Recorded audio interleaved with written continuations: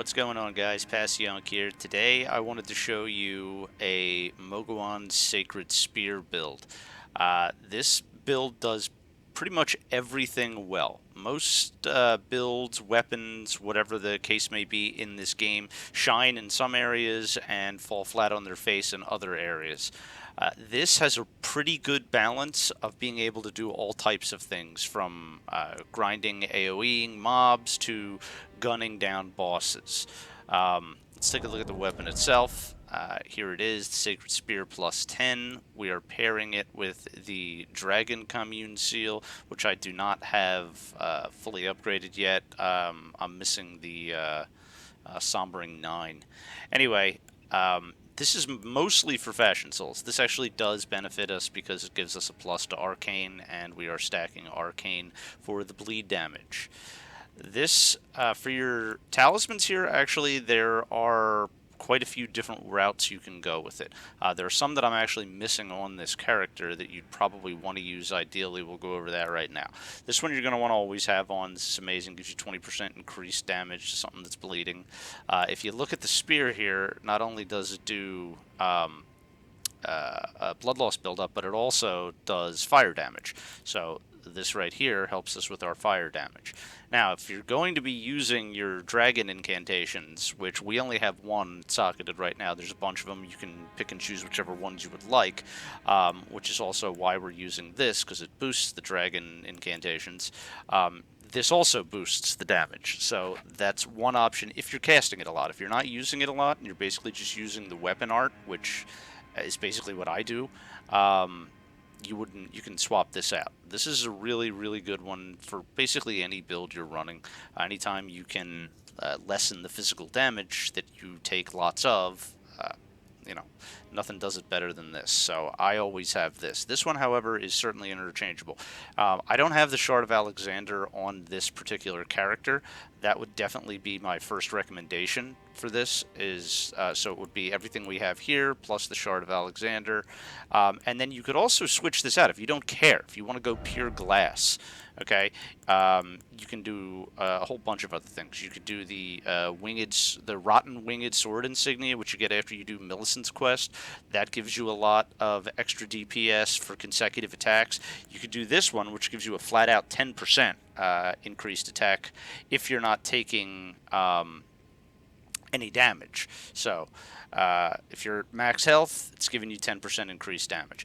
There's also another route you could go when you're doing your Ash of War, your weapon art animation, and you get interrupted. That sucks because you just went from doing amazing DPS to 0 DPS. So the Bull Goat Talisman to up your poise, also not a bad option.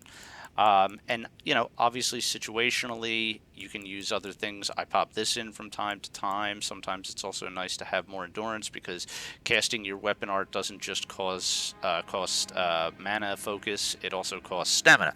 So having these in, or this one in, is also helpful. And then obviously just ones situationally, depending upon what the boss does. If you wanted to go for heavier armor, you always got this. This is really good. If you're missing some stats, if you need a couple here and there, you can pop this in. You're going to take more damage, but you're going to have boosted stats, so you're going to do more damage, and you're going to be able to equip certain things that you might not have been able to equip without this. But anyway, it's not a recommended one. So basically, I would go with this setup here and replace this with the Shard of Alexander. Let's go over our physic. In the physic, I obviously have the flame tier for the increased fire damage that we were talking about earlier that we do with our weapon. The second one is optional. You can also switch it in and out. I don't have a ton of them on this particular character, so that's the one that I went with right now. Let's go check. Anyway, it's not a bad one. Obviously, when you don't get staggered and you get the cast off, that's always nice.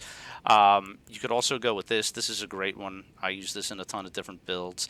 If you wanted to actually spend no FP, you could go with that one. To get the weapon, you're going to want to definitely go with this one. So you're taking 0 damage from his Nihil little blood ritual that he does. And if you wanted to yeah, I totally wouldn't recommend using any of these, actually. You want to make sure you're stat capped. So let's go over the stats that we have, and I'll also pop up this is a 190 character, so I'll show you what a 150 would look like in a little side-by-side here in a second.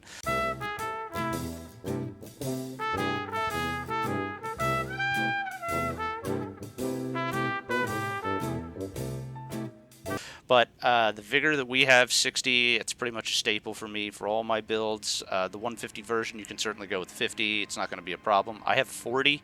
40 of this allows me, unbuffed, without casting Golden Vow, to cast my weapon art 12 times. If you buff up with Golden Vow, you can get 9 casts out of it, and that's without taking a potion. So, pretty good. You get 24 casts with just 1 blue potion, and you get 18 casts if you buff up with Golden Vow twice and then cast your weapon art. So, not bad. So, you don't need to. You can go with a lot more health potions than actual mana potions. The endurance I have at 30. You can get away with 25. The strength I have just enough to actually equip the weapon, which is 24. Dexterity, I have more points in dexterity. I don't even remember why I put them in there, but you don't need to. You just have to have enough of everything to actually, I think it's 14 to actually equip the weapon. Now, here's where I put more points into Faith so that I can cast Golden Vow, because it gives us that damage, negation, and the offense. So defense and offense, I like running it if I can, and since this character's a 190, you can. I'll show you what it looks like if you spend 25 at 150, and I'll also show you if you don't spend 25 and you just spend 15 in Faith to where you can run the dragon incantation that we're running. I'll show you what both of those two look like. So, and the rest you're just going to pump into Arcane. You want to eventually get to that hard cap of 80, depending upon how high up you take this build.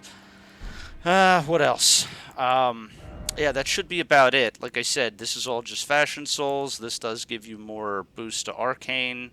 So aside from that, I'm going to go show you a couple little weapon tests on our friend out here to the left.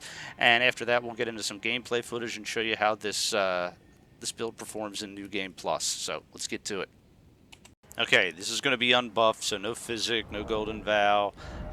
This we have the Roar Medallion in, so let's see how much our weapon art does and how many it takes to kill this guy with that. We get 1, 2, 3. Okay, so it took 3, but just barely. These two guys... how that guy wasn't affected. But he did anyway. Alright. Now with this one we got the Ritual Sword Talisman in, so we're going to be taking, we're going to be doing, I should say, 10% more damage until we take damage. So here goes with this. 1, 2, and 3. So it still takes 3.